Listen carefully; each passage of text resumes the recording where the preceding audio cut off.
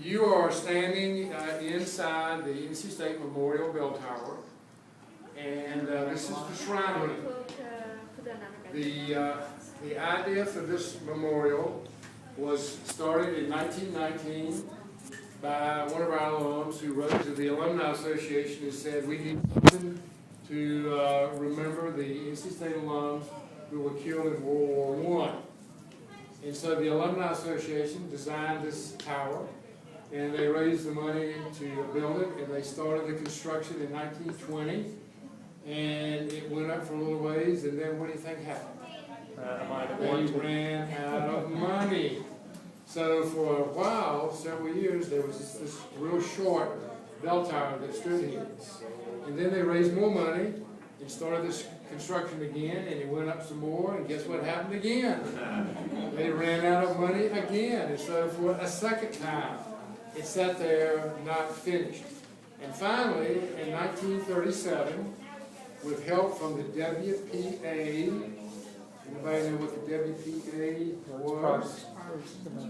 No Works, Progress Administration. Thank you very much. When I bring students in here today, they don't have the slightest idea what the WPA was.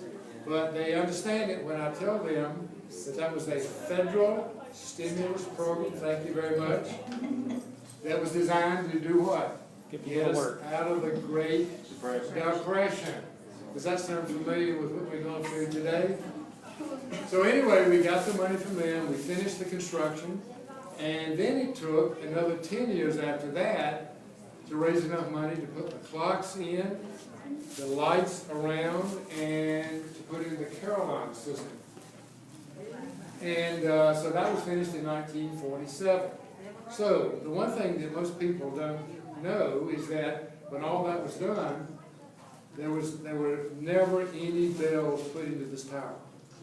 So the Caroline system had a set of speakers up in the top, and that's what produces the music and the sound of the chimes you hear.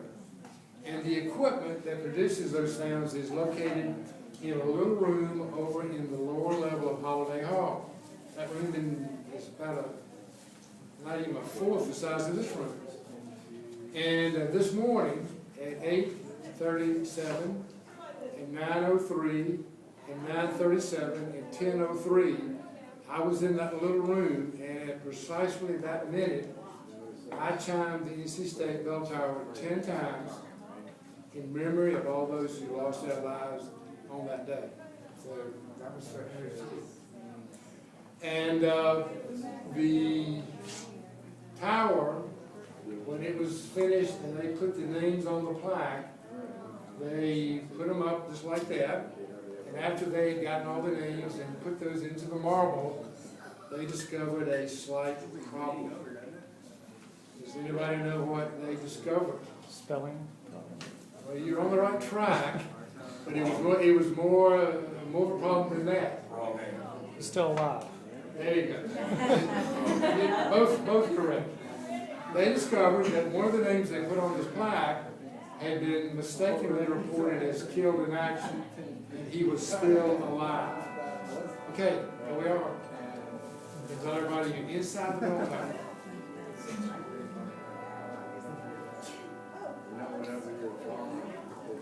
Now, on the half hour, it's very quick. That's the Westminster chimes. That's what you just heard. The Westminster chimes are chimed on the hour and the half hour, and then on the hour, it strikes the time. So they discovered that one of these names was of a person who was still alive. So how do you solve that problem? You don't go in and kill the guy. That's what some students will say. They decided to change his name. So your test is to look very closely at those names and find the name that was changed.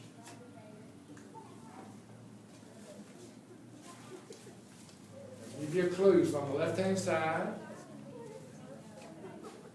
It's a little bit below the middle of the left-hand side. George Jefferson? Who said that? Did everybody hear what she said? George Jefferson? All right, look very closely. Jeffers? Good eye. Was it Jeffers or? Look very closely at George E. Jefferson. the name that they put up there originally of the real NC State alumnus was George L. Jeffers. So they changed his middle initial from L to E, and they put an O and an N on the end of his name. Good eye. So, this name, George E. Jefferson, is not of any real person, of any real NC State alum, and we now say that that name represents all alumni who've gone before and all who will follow. It is a symbolic name that links all of our alumni of the past with these men who did die, with all of our current students and all of our future alumni. So that's a pretty neat story. The tower is 115 feet tall. If you look through the opening over here, you can see the ladder that was built into the side of the tower on this side that goes all the way to the top. So if you're going to go up to the top today, that's the only way to get up there, unless you're in something on the outside that goes up. And I tried to get them to let me go up that ladder, and they won't let me. And if you look up at the ladder, you'll know why. And even though I want to go up and take my camera and get some great pictures, I'm afraid that once I put my foot on that first rung, I would change my mind. Because when you look at it, it's very dangerous. And if you were to climb up and slip, it would not be good.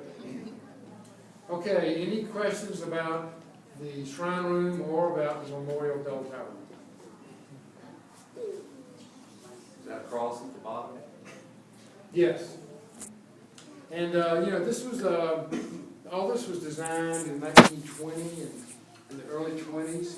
And so there's a scripture from the Bible, that's from Isaiah, that reflected the mood and the hope that World War I was the war to end all. I mean, you've all heard that phrase. And look at our history since then. So at any rate, that's another religious, from the Bible, expression of hope for the future of our country. Now, the inscription above the names, have any of you been to Arlington National Cemetery? Once or twice. If you go to Arlington and you go to the main gate and you look at the inscription above the main gate to Arlington National Cemetery, this is what you'll see. And this is taken from a very famous poem that was written in the late 1800s in honor of the men from Kentucky who died in the Mexican War. And the name of the poem is The Bivouac of the Dead.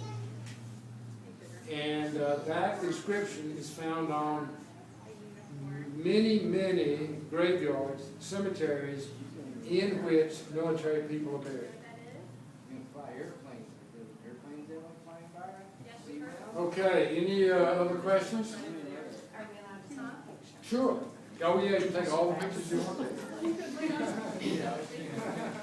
The bell tower is not open very often, so this is your opportunity. Very trouble.